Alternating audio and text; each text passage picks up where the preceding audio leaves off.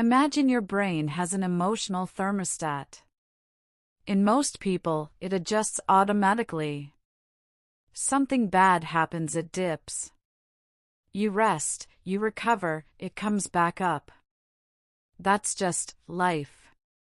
But for millions of people, that thermostat is broken. It gets stuck in a place so low they can't get out of bed. Or it cranks so high they don't sleep for 3 days and feel completely invincible right before everything falls apart. That's not a personality flaw. That's not drama. That is a mood disorder. And the scariest part? Most people living inside one don't even have a name for it yet. Because if you've ever felt like your emotions stopped matching your life, like the feeling and the reason for it just disconnected, this video is going to make a lot of things click. I'm not going to read you a list of symptoms. I want you to actually see these conditions. Because someone in your life has one. Maybe that someone is you. Let's get into it. What is a mood disorder, really? So what exactly makes something a mood disorder? Here's the honest answer: it's when your emotional state stops responding to your actual life. Most emotions make sense in context, right? You feel anxious before a big presentation. You feel sad after a loss. You feel great when something good happens. There's a reason. There's a connection. With a mood disorder, that connection breaks down. You feel crushed on a perfectly normal Tuesday and you don't know why. Or you feel like you can conquer the world at 3 a.m. and it feels amazing until it doesn't. The emotion isn't just wrong, it's persistent, it's intense, and it starts running your life instead of reflecting it. And here's what's critical to understand before we go any further: mood disorders are not a choice. They are not weakness. They are not being sensitive. They're a medical condition shaped by brain chemistry, genetics, sometimes trauma, sometimes just biology you were born with. I've had people close to me go through this. And the hardest part watching from the outside was seeing how long it took them to believe that what they were experiencing was real and that they deserved help for it.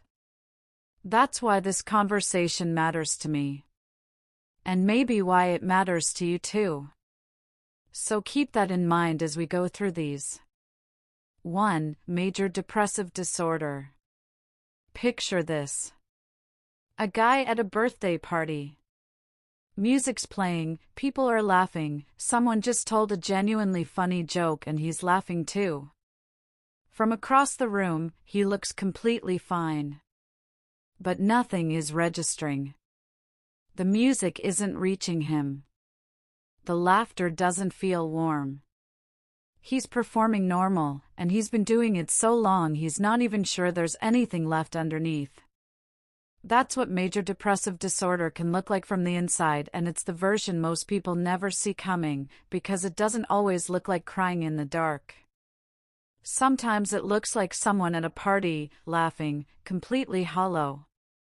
MDD is a persistent, clinical depression, a loss of feeling more than a flood of sadness. People stop responding to things that used to move them. Music, food, the people they love, the work they cared about. Not because those things changed. Because something in the brain stopped responding to them. It has to last at least 2 weeks to be diagnosed. But many people carry it for months. Years. Quietly, because from the outside, they look fine. Now, MDD sits at one end of the mood disorder spectrum, a sustained low that doesn't move. But some people don't stay in one place. Their experience swings. And that brings us to one of the most misunderstood conditions in mental health. 2. Bipolar disorder. Here's what most people think bipolar disorder is: someone who's moody. Happy 1 minute, upset the next. Dramatic. Unpredictable. Maybe a little exhausting to be around. That's not what it is. Bipolar disorder is a disorder of episodes. Distinct, clinical periods that can last days, weeks, or months. And during a manic episode, a real one, a person doesn't just feel good. They feel superhuman. They're sleeping 2 hours a night and feel completely fine. They have 50 brilliant ideas before breakfast. They're making huge decisions, quitting jobs, spending thousands of dollars, calling people at 4 a.m., and everything feels completely justified because their brain is telling them they've never been more clear, more alive, more certain. And then the episode ends. And they look at the wreckage, the debt, the burned bridges, the relationships they strained, and they crash into a depression that can be as deep and dark as anything we just described. That cycle. That is bipolar disorder. There are variations. Bipolar I involves full manic episodes. Bipolar II involves hypomania, a less extreme but still disruptive version. Cyclothymia is a milder, chronic pattern of mood instability. But all of them share that core experience, life lived at the mercy of the episode. Both MDD and bipolar tend to show up in visible ways, episodes people can point to. But the next one is harder to see, harder to name, and honestly harder to take seriously. Which is exactly the problem. 3. Persistent depressive disorder. Meet someone who has held the same job for 11 years, has a decent apartment, calls their mom on Sundays. By every visible measure, they're functioning fine. But ask them when they last felt genuinely excited about something, and they have to think. Really think. Maybe they can't remember. Not because bad things happened, but because the emotional ceiling in their life has just always been low. No crashes. No episodes. Just a permanent, quiet gray. When you've never known what bright feels like, you stop looking for it. That's persistent depressive disorder, sometimes called dysthymia.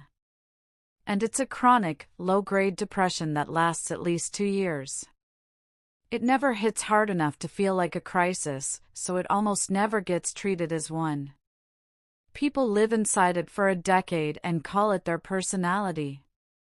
I've always been kind of a pessimist.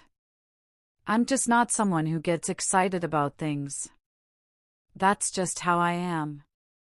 It's not. That's the disorder talking. And naming it, understanding that this flatness has a cause and a treatment, can genuinely change someone's life. PDD is constant.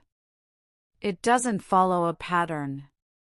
But the next condition does, and that predictability is both its defining feature and the main reason people dismiss it. 4. Seasonal affective disorder. She's a third-grade teacher. Her kids love her. She's good at her job. But every October, like clockwork, they start noticing something. She's quieter.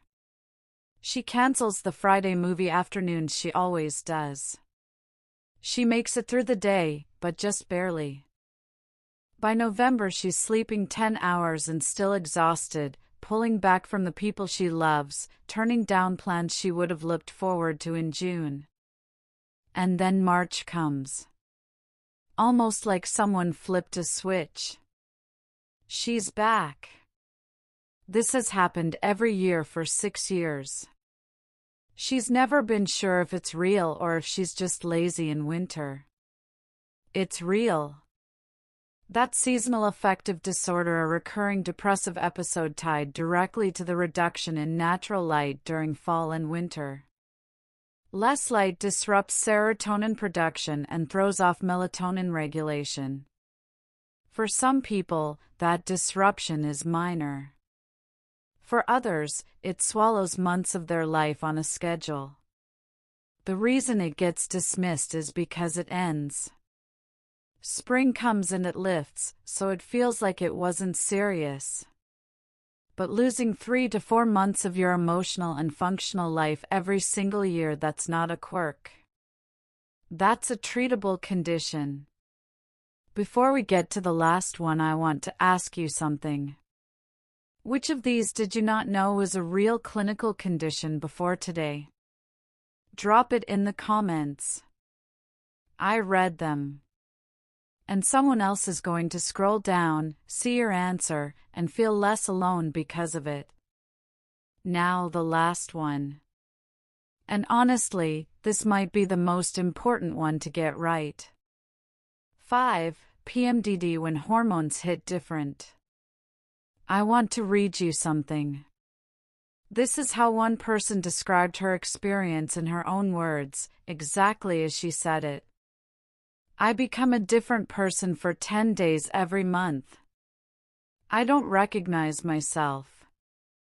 Everything feels like the end of the world. I snap at people I love, and by the time it lifts, I spend the next 2 weeks apologizing and trying to repair things. Premenstrual dysphoric disorder is a mood disorder where the brain has an abnormal sensitivity to the hormonal shifts that happen before a menstrual period. Those shifts are normal, the brain's reaction to them is not. The result is severe emotional disruption, intense anxiety, sudden depression, rage that feels completely disproportionate, a sense of complete loss of control. For years, people experiencing this were told they were overreacting. They weren't. We started this video with a thermostat. A brain that should regulate but doesn't. One that runs too cold, or swings too hot, or just quietly never reaches warm. Here's what I want you to know before we close. That thermostat can be repaired. It can be stabilized. With the right support, the right treatment, the right information, it can learn to regulate again. That's not a promise. That's not false hope. That's what the research says. And that's what I've seen. If you saw yourself in any of those descriptions, if something clicked that you've been trying to name for a long time, please don't brush past that. You are not broken. You are not too much. You are not just being dramatic.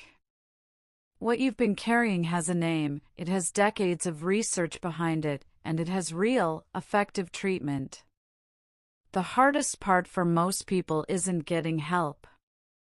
It's believing they deserve it. It's believing that what they're going through is serious enough because it's been their normal for so long they stopped questioning it. Let me question it for you, just this once. The flatness. The episodes. The months you lose every year. The version of yourself that shows up before your period and scares you. None of that is just who you are. It's something that happened to your brain. And things that happen to brains can be treated. Talking to a doctor, finding a therapist, saying the words out loud to someone you trust, that is not weakness. That is the move. You deserve mornings that don't feel like battles. And that is genuinely possible for you. Don't give up on yourself. If this helped you understand something about yourself or someone you care about, hit the like button. It helps more people find this who actually need it. And if you want more honest conversations about mental health, subscribe. No fluff. Just real talk. I'll see you in the next one. Take care of yourself.